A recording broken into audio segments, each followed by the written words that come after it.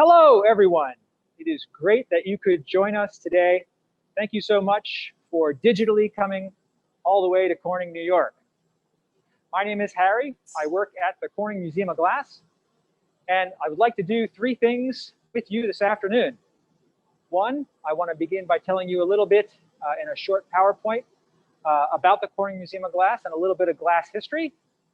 Then I'd love to take some time to show you our alternate inflation device, tell you a little bit about it, the parts that we use, and some of the choices that we made. And then finally, I would really like to share with you a few short glass blowing demonstrations.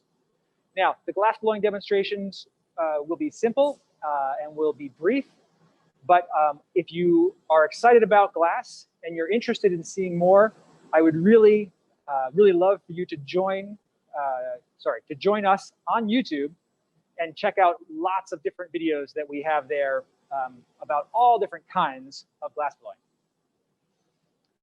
So thank you very much. And now I want to tell you just a little bit about the Corning Museum of Glass.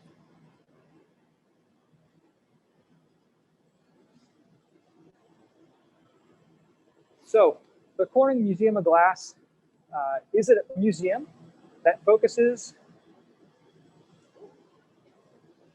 Are we good? Yes, we are. It focuses on the material of glass. We're located along the southern border of New York in what's called the Southern Tier. And in the little thumbnail down at the left side, you can see that we're about 2 hours south of Rochester. We're about 3 hours west of Albany. Lovely little town nestled along the Pennsylvania border. At the Corning Museum of Glass, we celebrate glass in all its possible shapes and sizes, colors and forms. But what we're going to look at today is glass blowing and the glass vessel. For all of glass's history, vessels have been a part of it, both before and after the invention of actual glass blowing. Glass has been around for over 3,000 years, and vessels have been being made out of it the entire time. Glass comes these days in any variety of colors, shapes, sizes, and all of them are on display at our museum. We love glass, and we're always very excited to tell the world about it. Part of the Corning Museum of Glass is the studio. That's where I work. And we do a lot of different things at the studio, but they can be all collectively lumped together and described as hands-on. So at the studio, we have activities for the complete novice. In a space called the Make Your Own Glass Workshop, you can come in right off the street with no experience at all and work with an instructor to make a glass object. This has proven to be very popular, and it gives people a real taste of working with a glass craftsman to have an experience with this material we love so much.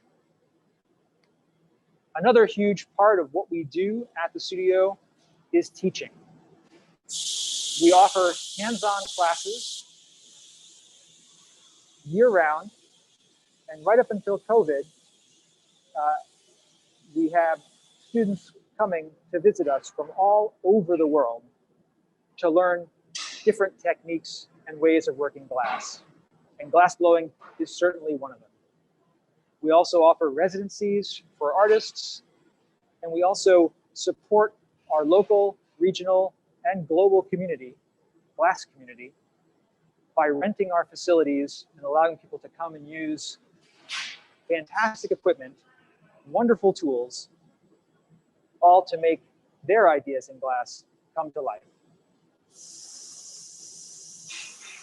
So let's talk about the glass vessel. 3,500 years ago,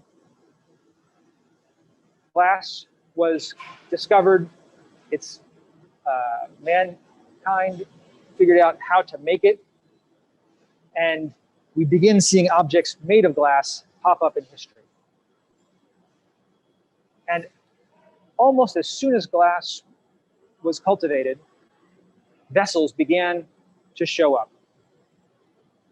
People just love to put stuff in a container. This is a great example of pre-glassblowing vessel making, where glass is formed into a vase shape, solid, and then it's actually ground and drilled to have a cavity on the inside. Another common way to make smaller, more precious decorated vessels was to wind glass while it was hot around a thick, lumpy core and decorate it and form it and then cool it down, and then to scrape that core, which is often made of organic and ceramic material, out of the inside to create a cavity to then put something in. Both of those are before glassblowing. They were difficult and lengthy objects to make and quite valuable at the time. Enter the notion and the invention of glassblowing. First, by making a tube of glass by pulling glass from a rod, objects like this began to show up about 2,000 years ago. This is a simple tube of glass that then was pulled to small points on either end and heated and inflated. Heated and inflated to bulge outward and see the body.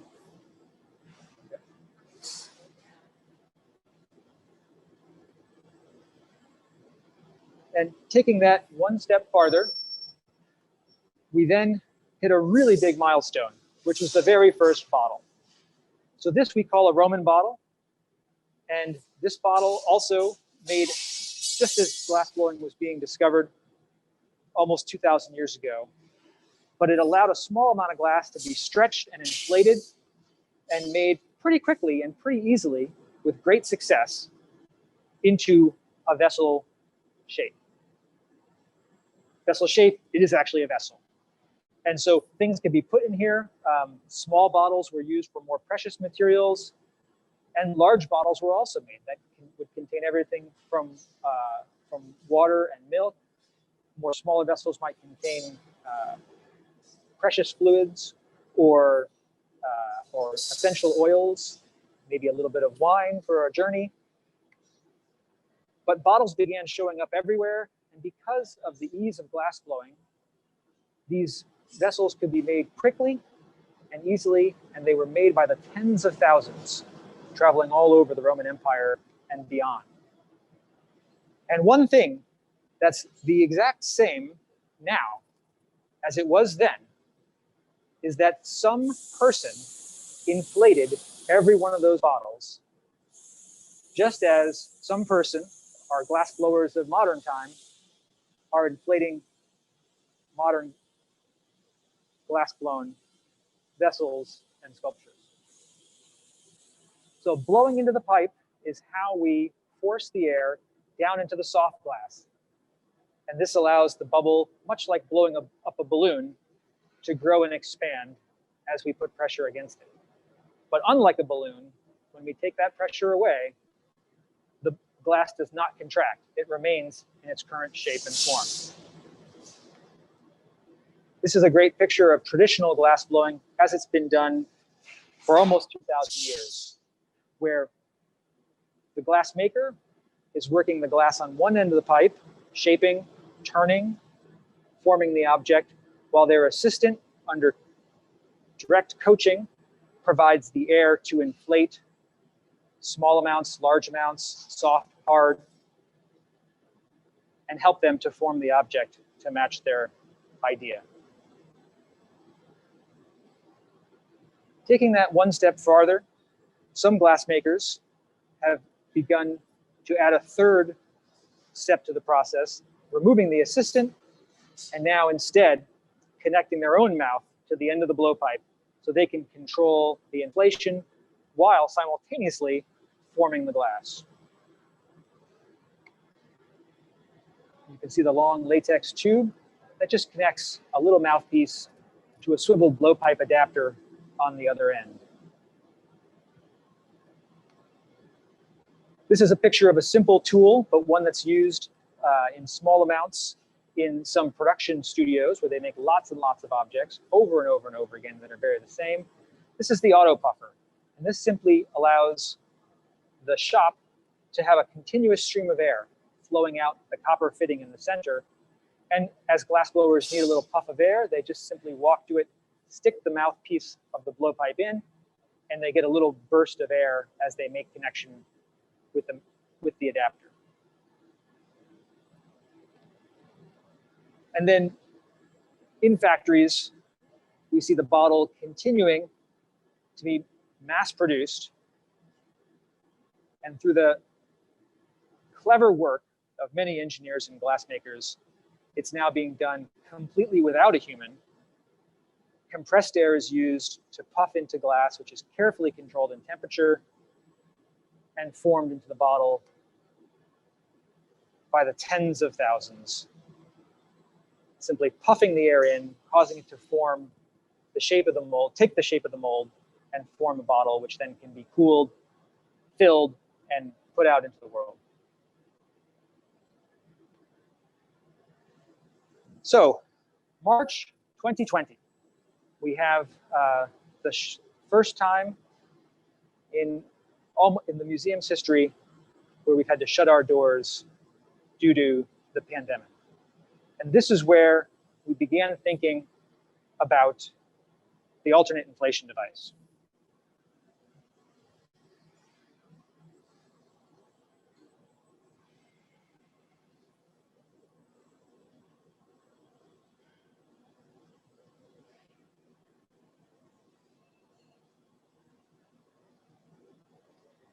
Welcome again.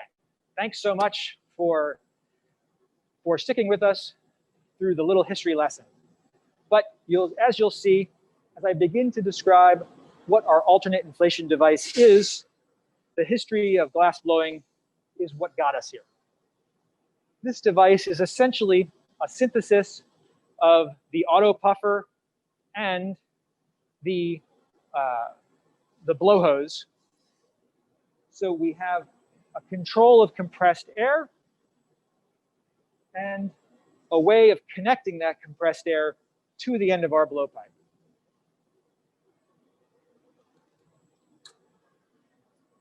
I'll go through the parts and the components briefly, and then talk about how we're attaching the blowpipe adapter to the end of the blowpipe. So in this case, we're bringing our compressed air into the top. It comes in at a high pressure.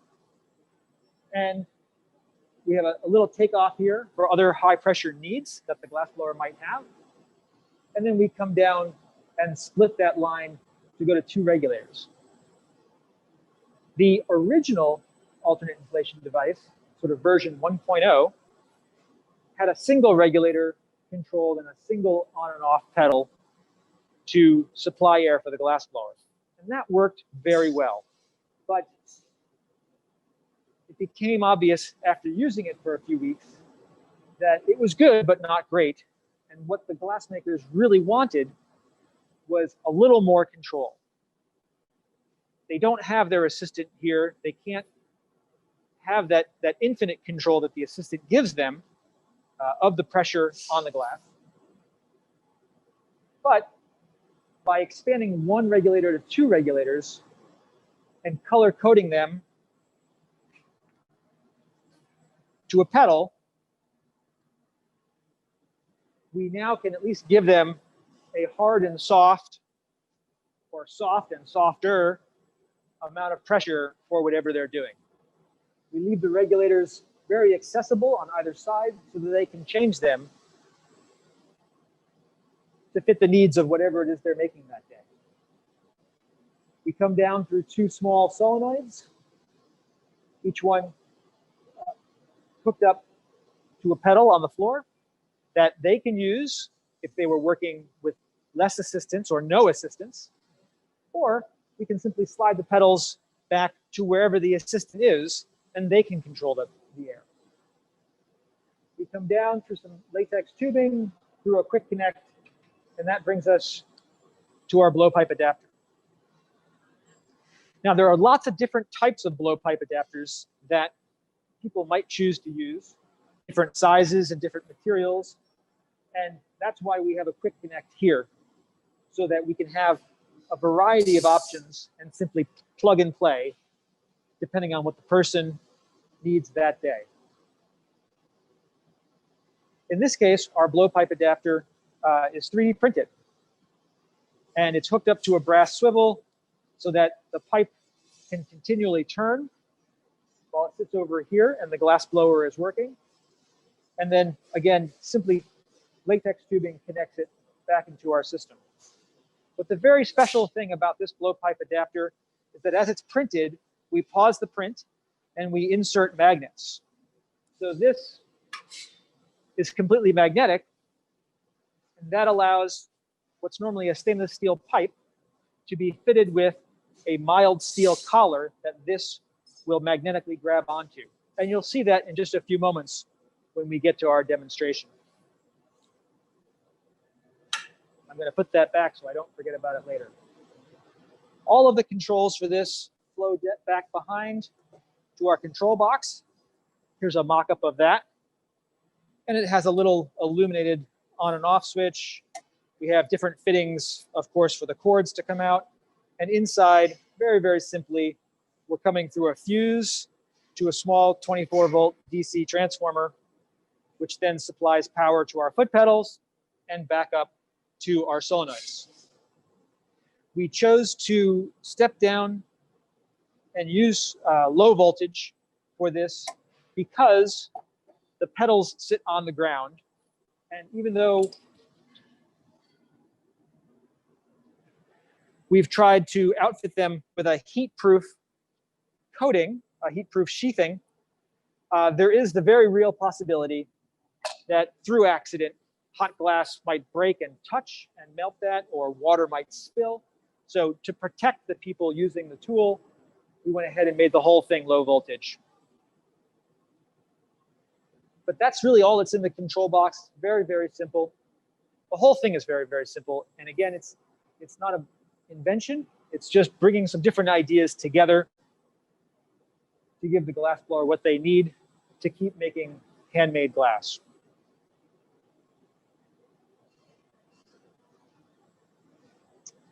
So without further ado, I'd like to move to the third half of our show and show some actual glass blowing. And again, finishing with a small demonstration of a glass pumpkin, where we can see the alternate inflation device in action.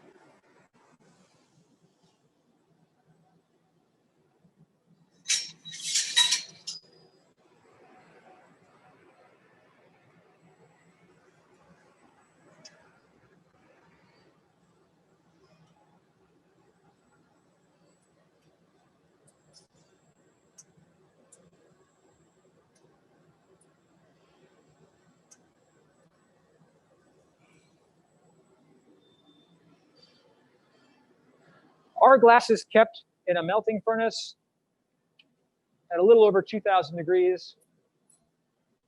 And for those of you who haven't seen glass before, or ever had a chance to play with it, it is soft, not unlike thick honey. If I stop turning the pipe, you can see this soft material begins to sag towards the floor. And if I had more glass, it would move quite quickly and be pulled downward. But by grabbing it and by turning it, I can control how the glass moves. And you can see as the color begins to fade from the glass, it will begin to move slower and slower. You can't feel it, but I can. It's harder and harder. I can push it a little bit. I can pull it a little bit, but it's getting more and more difficult. Glass is so amazing because it acts neither truly like a liquid or a solid. It does not go through a quick phase change from one to the other, but instead it starts to cool and it begins to become more and more viscous until eventually it begins to act like a solid. but it's that slow change from soft to hard that allows us to blow glass.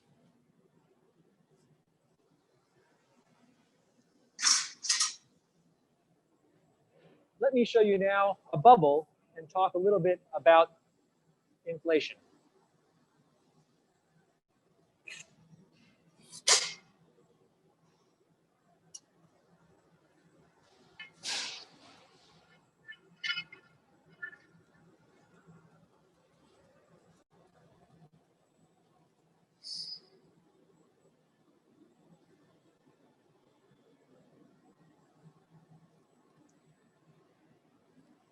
So I hope you can see now, with that glass being so hot, I'm turning the pipe quite quickly to keep the glass from sagging with gravity.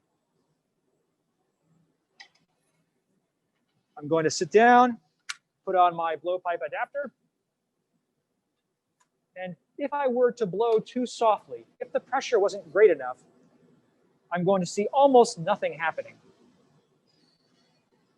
But as long as the glass is soft, I can depress my pedal,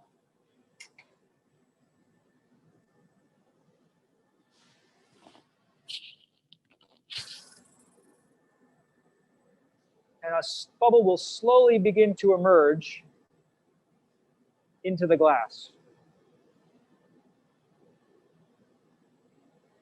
And as it pushes past the metal head of the blowpipe, it will begin to grow faster in the warm, soft mass on the end.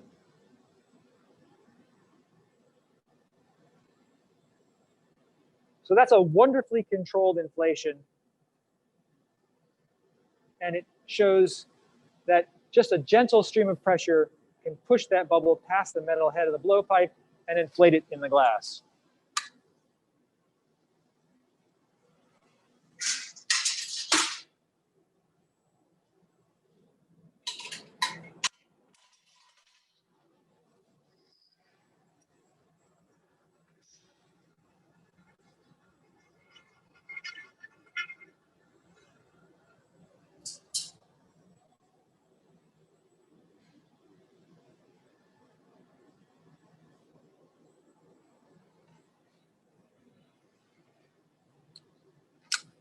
In this case,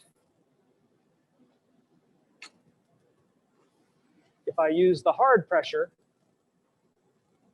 or to demonstrate using too much pressure, I press our hard pedal, and we'll see the bubble start. And if I keep going, it gets so big that soon even turning can't keep the bubble from collapsing and beginning to become uncontrollable.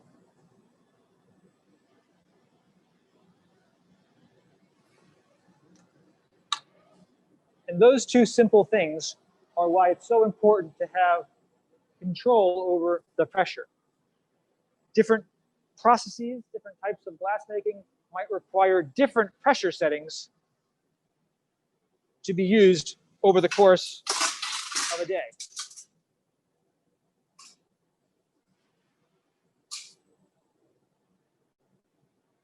So now I would love to show you the finish of our presentation, which will be making a glass pumpkin.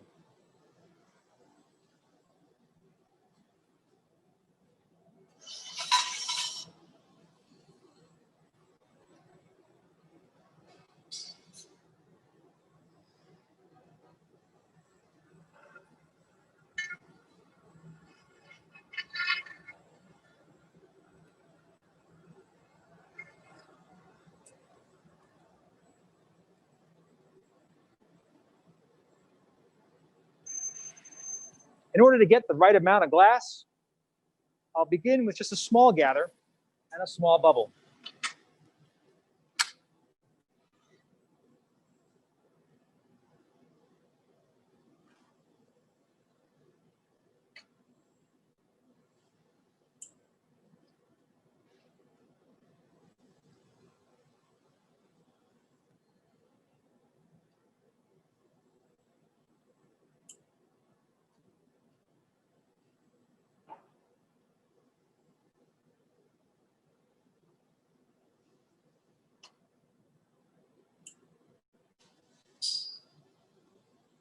And there we go, a small bubble.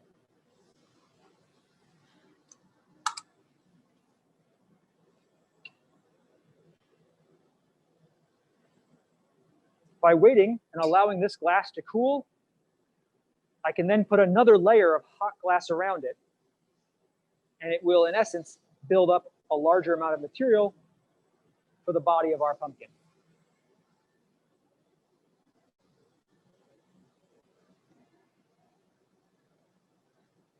If I don't let the glass cool before gathering, and I try to add another layer of glass around it, it superheats the inside bubble, and it can collapse.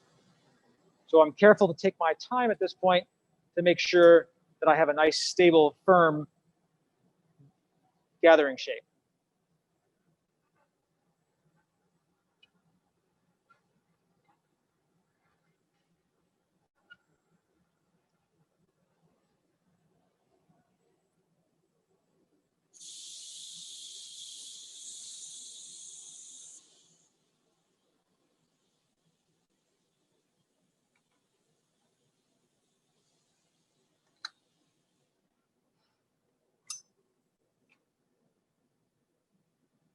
I'm going to shape the glass a little bit just to make sure the glass is distributed where I want it.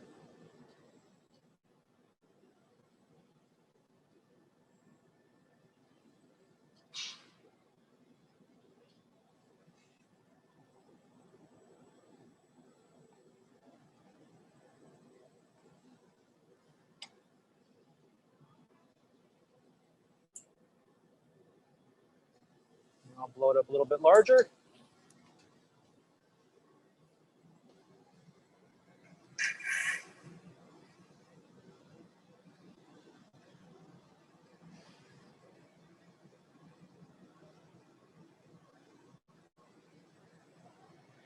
Now there's many ways to get color in and onto glass.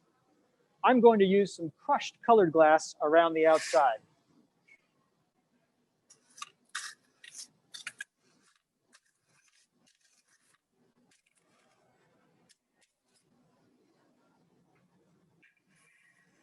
This is a quick and easy way to add the color, and it uses very little material and allows the process to continue pretty quickly. Also, to add some texture to the outside of my pumpkin, I'm going to drop this glass into a small mold that will impart ribs around the outside. But first, I must get the glass very hot.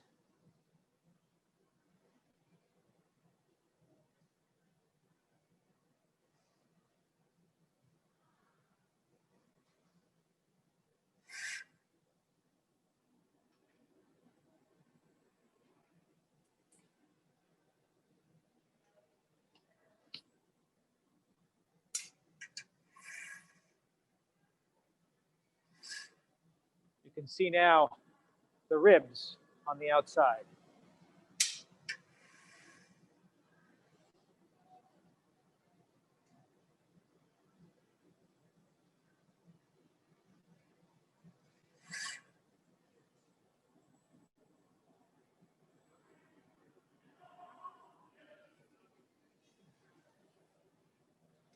I'll now switch to my soft metal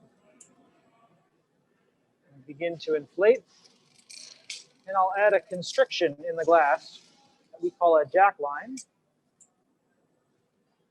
which will become the separation point where the glass that we're making will be removed from the glass still attached to the blowpipe.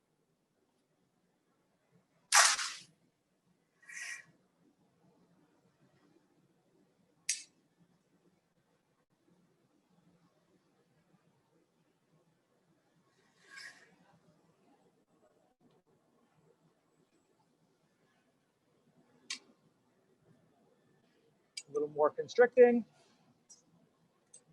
and a little more inflation. and now pressing the soft bottom to create a small flat spot so our pumpkin won't roll away. Now, even though this glass is orange, because it's so hot, it looks very dark red. And you'll watch and see, I hope, as we finish making this, that color will slowly become more and more orange as the glass cools. I must always keep the glass warm. I'm now going to separate the two. And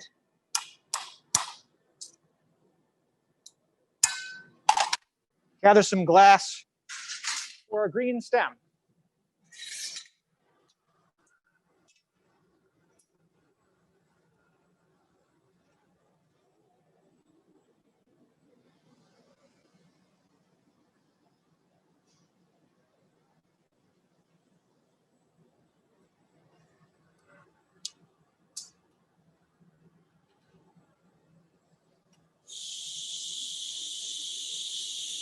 I have green colored glass here.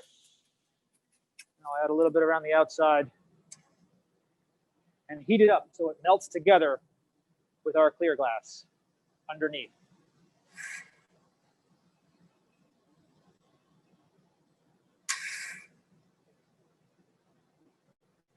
Just like before, I have another small mold at my feet that I will use to add some small fine ribs around this glass. In this case, just a little bit of gravity and pressure will do that.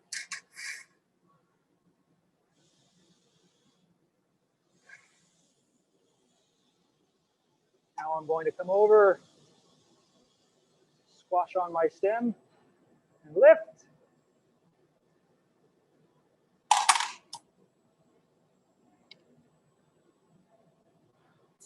Stretch, stretch, stretch.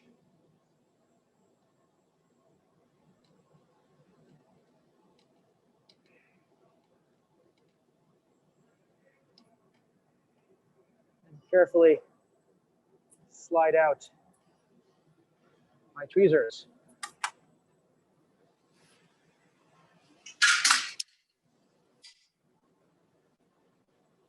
So I hope on the camera you can see this orange glass continuing to cool and fading from dark red to more of a orangey red. And if we leave it here, it will continue to get more and more orange until it looks just like that.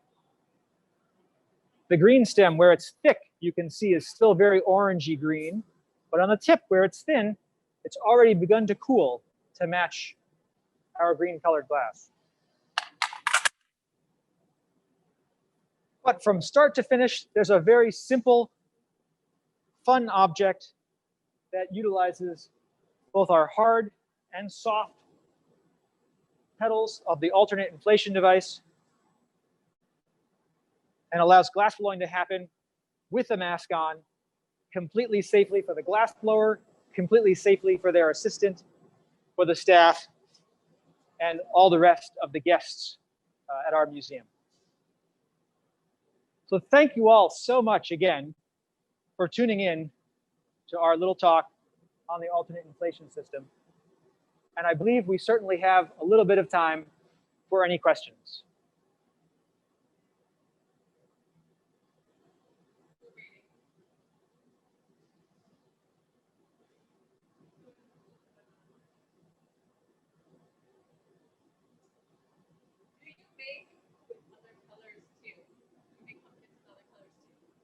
Oh, yes. Do we make pumpkins or other objects with other colors?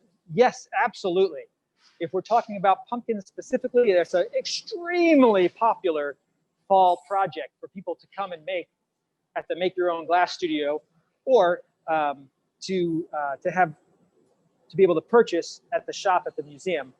And we make them in every possible combination of colors, mixes of colors, metallic looking colors, almost anything you can think of. Great question.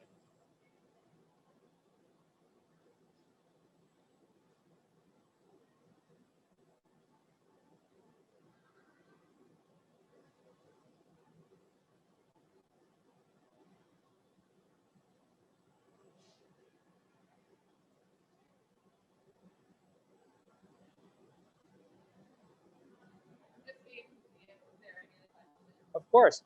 So maybe Chris, who's our cameraman, could look back at our pumpkin for a moment, and I'll point out that with anything that you make out of glass, it's always very important that the glass, when finished being made, is still kept warm and placed into an oven to cool down carefully. I've left this sitting here so that we can see the colors change, and you can see more and more of that bright green coming up and more of the pumpkin body turning orange.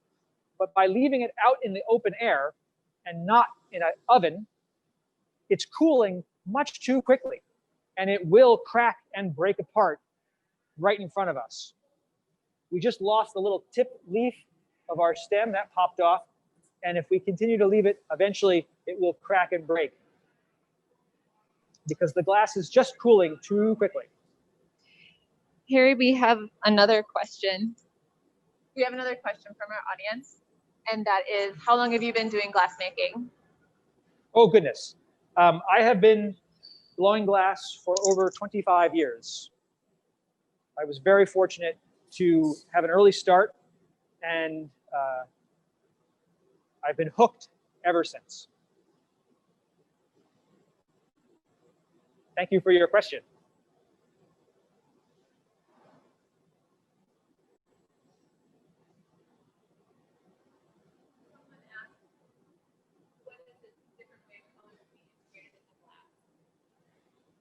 Great question. What are the different ways colors can be integrated into glass? So there are three primary ways that we make colored glass for use in glassblowing. One is to make it in a furnace where it, like our clear glass, it remains molten all the time. And then we can just go in and we can gather, and when we remove the glass from the furnace, it's already colored through and through. Another common way is to make glass in a furnace very dense, densely colored, and then to gather and make bars of that color so that the glassblower can take a little piece off the end of a bar that they purchase, and they can stick it on the end of the blowpipe and blow their bubble through that chunk of color. And when they do that, like the bubble will push and stretch the color and will make the entire vessel appear colored, even though it's only a thin layer of color with maybe 1 or 2 layers of clear glass around it. And then finally, like we've used here, you can make color and you can crush it up into what we call frit, which is just simply ground color. It can be many different sizes, and we just roll in it and it sticks right to the outside of the glass. It's very quick and easy, and also gives you this wonderful speckled effect that oftentimes you can't make any other way. Thank you.